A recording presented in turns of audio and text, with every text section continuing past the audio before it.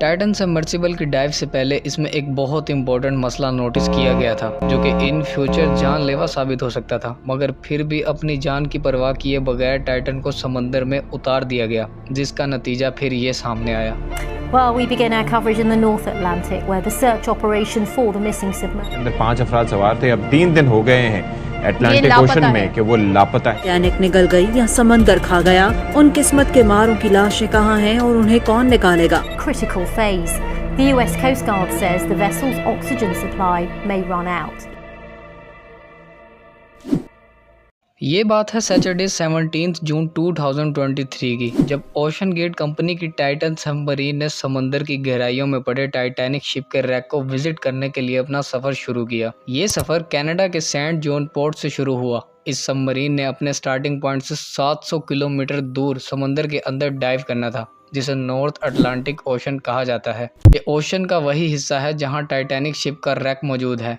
Ocean के इस हिस्से में मौजूद पानी का टेम्परेचर 2.5 डिग्री सेल्सियस होता है, जिसका मतलब है कि इतने ठंडे पानी में इंसान बगैर किसी सबमरीन के सिर्फ 30 से 90 मिनट तक सरवाइव कर सकता है। टाइटन सबमर्सिबल को संडे 18 जून को सुबह के वक्त पानी में उतारा जाना था, और जैसे कि आपको पहले ही से मालूम है कि डाइव से पहले टाइटन में एक मसला नोटिस किया गया था, जिसे इग्नोर कर दिया गया था। वो मसला आखिर था क्या, और सब मालूम होने के बाद भी ये रिस्क क्यों लिया गया? इस सफर में 5 लोग शामिल थे, जिनमें खुद ओशन गेट कंपनी के CEO स्टॉकटन रश भी शामिल थे। इस सफर में एक्शन एविएशन के फाउंडर जॉर्ज हैमिश हार्डिंग, जो जेफ बेजोस के साथ स्पेस में भी ट्रैवल कर चुके हैं, पाउल हेनरी, जिन्होंने पहले भी टाइटैनिक को विजिट किया था, और पाकिस्तानी बिजनेसमैन शहजादा दाऊद और इनके बेटे सुलेमान भी शामिल थे। ये वो 5 लोग थे जो अपना शौक पूरा करने के लिए टाइटैनिक के मलबे को देखने जा रहे थे। 1912 में डूब जाने के बाद टाइटैनिक को 73 साल बाद 1985 में तलाश किया। 1912 में डूब जाने के बाद टाइटैनिक को 73 साल बाद 1985 में तलाश किया गया था। अलग अलग कंट्रीज के शिप एक्सपर्ट्स ने दर्जनों बार टाइटैनिक का रुख किया।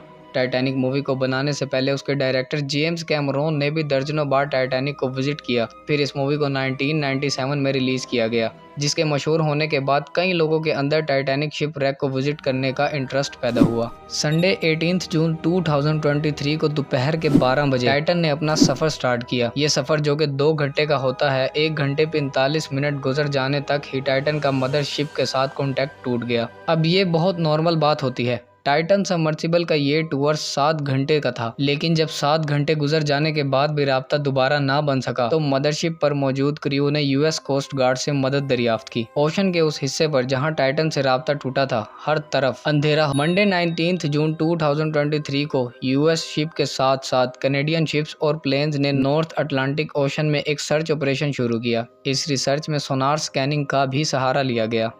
टाइटन टाइटैनिक से सिर्फ 15 मिनट दूर था। अगले 2 से ढाई दिनों तक ये रिसर्च जारी रही, मगर टाइटन का कोई नामो निशान ना मिल सका। वेंसडे 21 जून को सुबह 6 बजे सर्च टीम ने पानी की गहराइयों में से कुछ आवाज़ों को रिकॉर्ड किया। इन आवाज़ों को अंडर वाटर रेडार्स की मदद से सुना गया था। इनको सुनते ही ROVs को आवाज़ की डायरेक्शन में भेज दिया गया, मगर ये भी फेल हुआ और टाइटन की कोई खबर ना मिली। सबमरीन में 96 घंटे यानी 4 दिन तक का ऑक्सीजन मौजूद था, जिसमें से 3 दिन गुजर चुके थे। थर्सडे 22 जून को ROVs को टाइटैनिक के रैक के पास फिर से भेजा गया। उसके बाद जो देखा गया वो हमेशा याद रखा जाना था। 3:48 पर ROV ने टाइटन का एक हिस्सा टाइटैनिक के मलबे से 1600 फीट दूर पड़े देखा। टाइटैनिक के मलबे को देखने जाने वाली सबमर्सिबल का मलबा अब पूरी दुनिया की न्यूज में दिखाया जा रहा था। इस न्यूज ने पूरी दुनिया में हलचल मचा दी थी। टाइटन, जो कि पानी के अंदर 4000 मीटर नीचे मौजूद थी, वो पानी का प्रेशर बर्दाश्त ना कर सकी और सिर्फ 0.3 सेकंड्स में ही फट गई।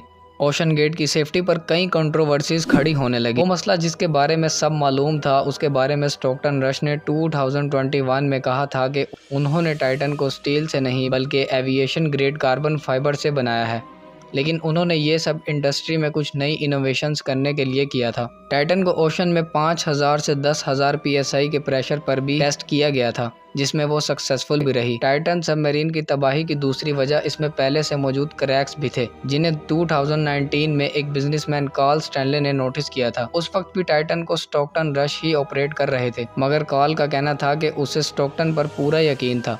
टाइटन का मलबा चंद दिनों बाद ही रिकवर कर लिया गया। अमेरिकन कोस्ट गार्ड का कहना है कि टाइटन के मलबे से ह्यूमन रिमेन्स भी यकीनन रिकवर हुई हैं। उम्मीद है आपको ये वीडियो पसंद आई होगी। इसी तरह की मजीद